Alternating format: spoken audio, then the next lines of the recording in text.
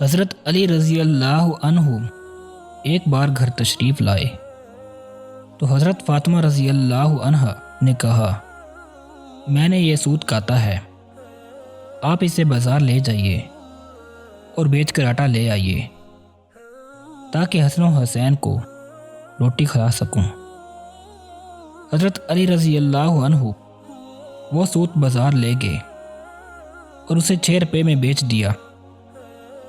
پھر ان روپوں کا کچھ خریدنا چاہتے تھے کہ ایک سائل نے صدا کی، میں یقرض اللہ قرضا حسنا۔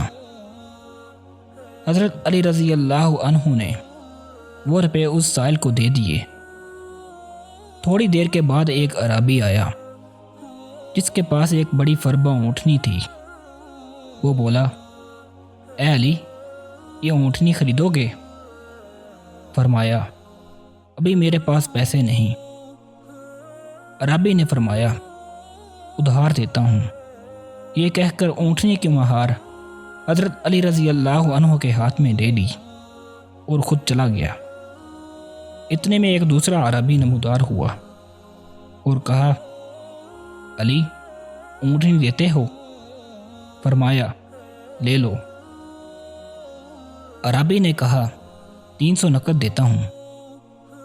یہ کہا اور 300 نقد حضرت علی رضی اللہ عنہ کو دے دیے اور اونٹنی لے کر چلا گیا۔ اس کے بعد حضرت علی رضی اللہ عنہ نے پہلے اعرابی کو تلاش کیا مگر وہ نہ ملا۔ آپ گھر آئے اور دیکھا حضور صلی اللہ علیہ وآلہ وسلم حضرت فاطمہ رضی اللہ عنہا کے پاس تشریف فرما ہیں۔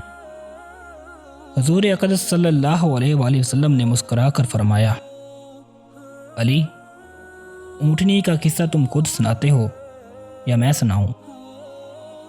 حضرت علی رضی اللہ عنہ نے عرض کیا، حضور آپ ہی سنائیے۔